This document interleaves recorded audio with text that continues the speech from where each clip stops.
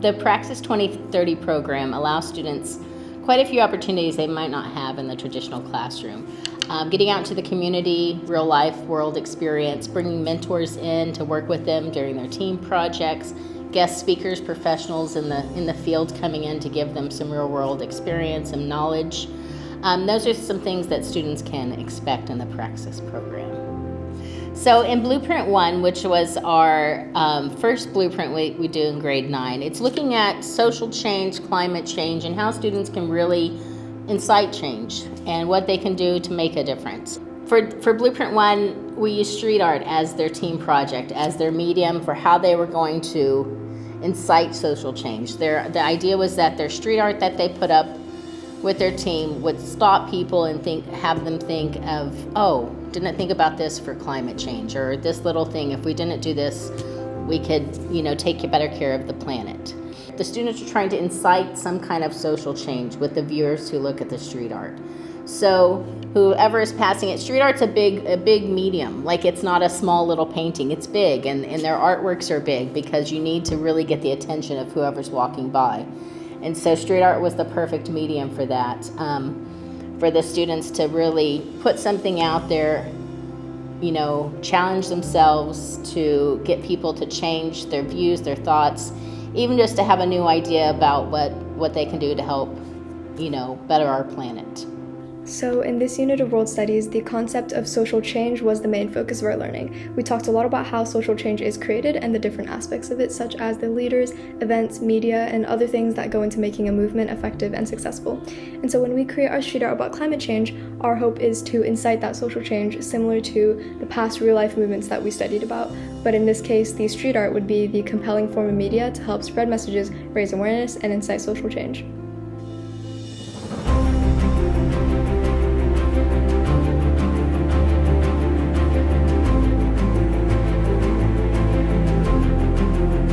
During our science classes, we learned a lot about carbon and its role in both maintaining and destroying the environment. We also learned about different drawdown actions that can bring back the equilibrium of atmospheric carbon. We decided to use all of this information in our street art project. We're using the negative causes and effects of excess atmospheric carbon as metaphorical bars imprisoning Earth. The drawdown actions will serve as the metaphorical key that can open Earth's jail cell. Through our stencil unit, we learned to work with cutouts, which was something that we later applied into our final design because we included a face cutout in the final project. So we wanted to try something a little bit different, which is why we opted for the cardboard cutout, but we still applied our knowledge of wheat paste and how words and pictures can come together to create a more impactful meaning. We hope that our more interactive piece of artwork would help to incite a feeling of personal responsibility in our audience and encourage them to take action towards a larger cause. Our group street art piece is centered on promoting the drawdown process of climate change. The street art piece is made with the intention of galvanizing the viewers into becoming more aware about the detrimental impacts that climate change can bring to our society and how that's going to affect our future as a society.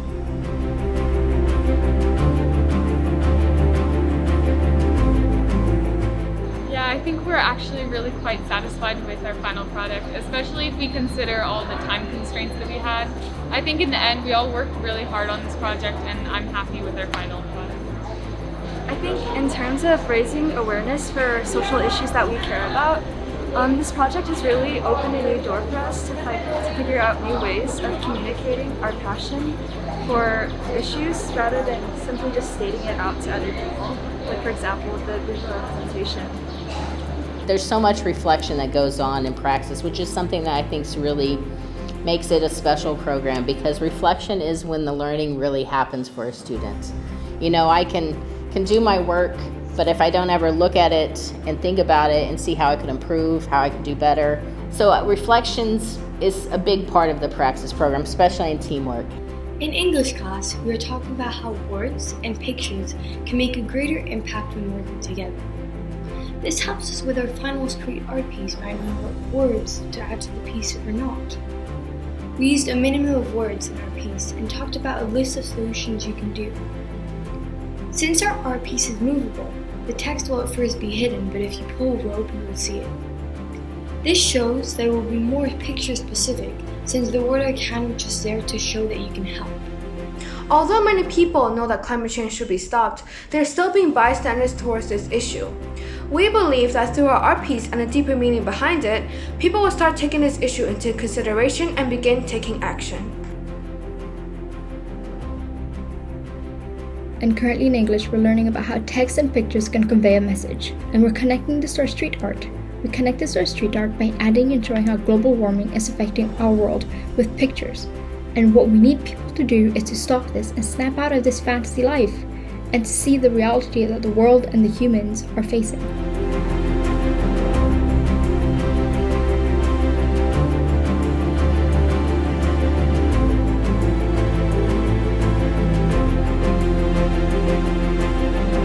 I'd say that we're really satisfied with what we put up because we put a lot of effort into it in all of the stages like research, planning, and painting. And we put a lot of things like from the real world, like the ice caps melting, the Australian wildfires, and the flooding in Malaysia. And I feel like that makes me really proud, yeah.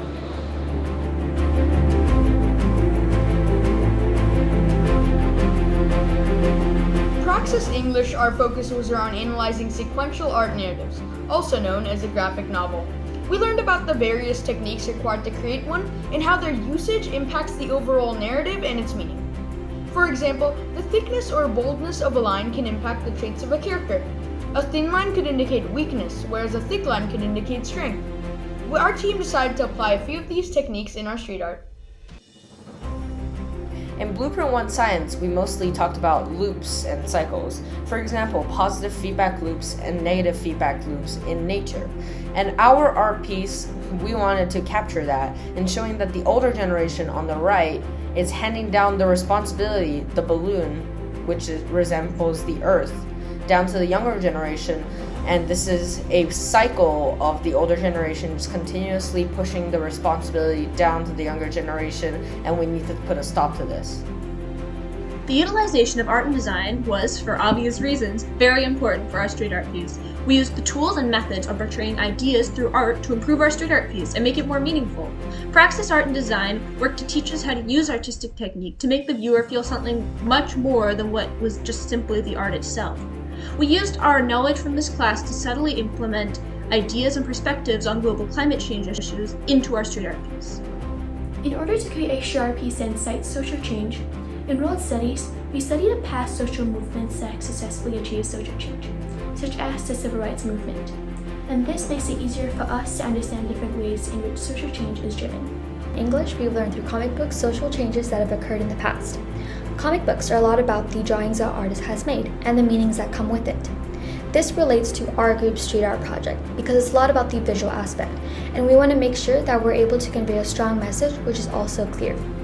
We've also included a variety of sand techniques, which is also known as sequential art narrative within our drawing. We've learned that this really helps to enhance the drawing and meaning of a piece overall.